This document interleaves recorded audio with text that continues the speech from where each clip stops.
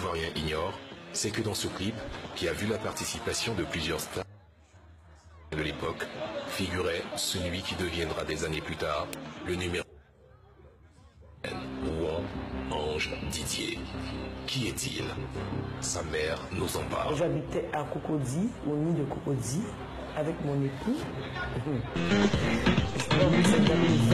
Dans les années 90, une petite fille crève nos écrans avec un clip vidéo. Son nom, Belinda. Mais ce que les Ivoiriens ignorent, c'est que dans ce clip, qui a vu la participation de plusieurs stars du show business ivoirien de l'époque, figurait celui qui deviendra des années plus tard le numéro 1 de la musique ivoirienne, Rouen Ange Didier. Qui est-il? Sa mère nous en parle. J'habitais à Cocody, au nid de Cocody, avec mon époux. Je ne peux pas oublier cette date, le 26 janvier 1986. De 21h30 j'arrive à l'hôpital. Ange Didier est né à 21h55. Né d'un père et d'une mère artistes, musiciens et chanteurs, Rouen Ange Didier, dès son plus jeune âge, commence à s'intéresser au rythme et au son.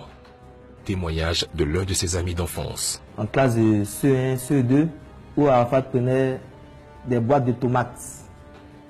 Au moins 4 boîtes de tomates, il avait au moins 2 baguettes en main. Il tapait à chaque fois. D'autres élèves venaient regarder et on prenait les bouteilles, souvent 10 francs, 25. On se partageait. Quand tous les petits garçons normalement demandent des voitures, des pistolets, enfin, lui demandait toujours un tam-tam. Piqué par le virus de la musique, le métier de disque jockey deviendra dès son adolescence le moyen pour lui de vivre pleinement de sa passion qui est la musique. J'ai connu DJ Arafat en 2003 au maquis de Shanghai. C'était le maquis qui faisait mouche en ce moment-là. Et j'ai découvert que ce garçon avait beaucoup de talent. Il était très précis dans ses mix. Il avait un truc qui mettait tout le monde d'accord. Quand il est sur les platines, tout le monde bouge. Et côté Atalakou, oh mon Dieu. C'est le gars qui commence son ambiance et puis personne ne peut rester assis en tout cas. Ce grand talent lui a finalement fait rencontrer son premier producteur, Roland le Benguiste. J'avais produit un artiste qui s'appelait Eskeli. Il faisait du Yusumba, donc il fallait un featuring. Et comme on a besoin de DJ, mon choix s'est porté sur lui. Il est rentré là, il n'a même pas écouté ce que Eskeli a chanté. Il a chanté d'un seul trait. Et l'arrangeur m'a dit qu'il est bon. Il était avec son frère TV3 et avec Molo Coucou.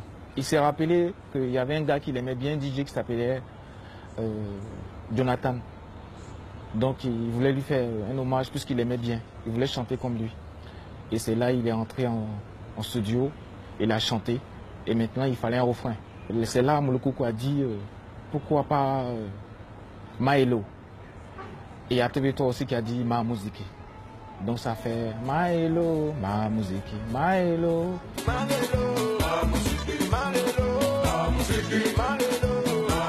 C'est donc dans cette collaboration qu'est né celui que le monde entier appelle aujourd'hui DJ Arafat. Là ils ont peur, Champi, ça trame.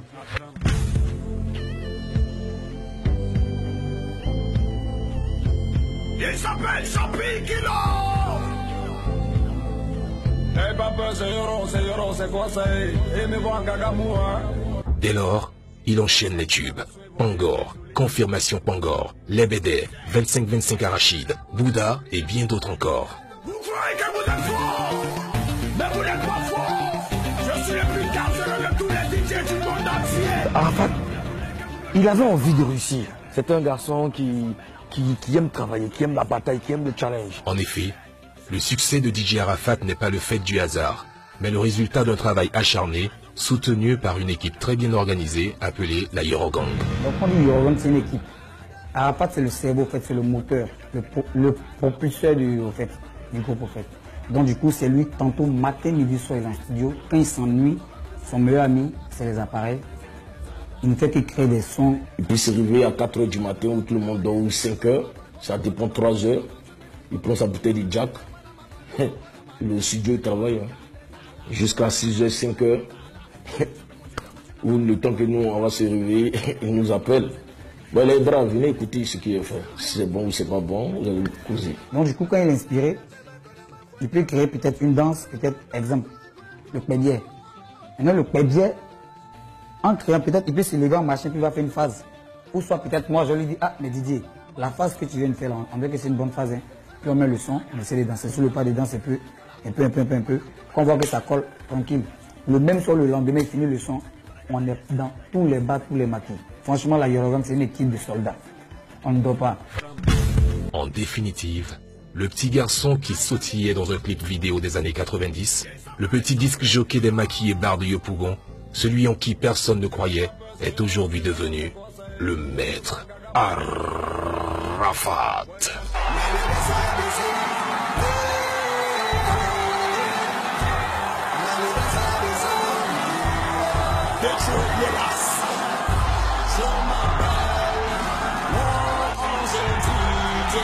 Depuis sa naissance, il y a une grâce divine qui était déjà sur cet enfant.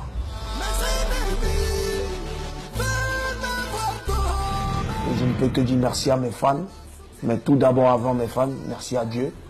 Et voilà, il faudrait que tout le monde soit présent à ce concert-là parce que ça sera tellement historique que les gens vont péter un câble. Orange.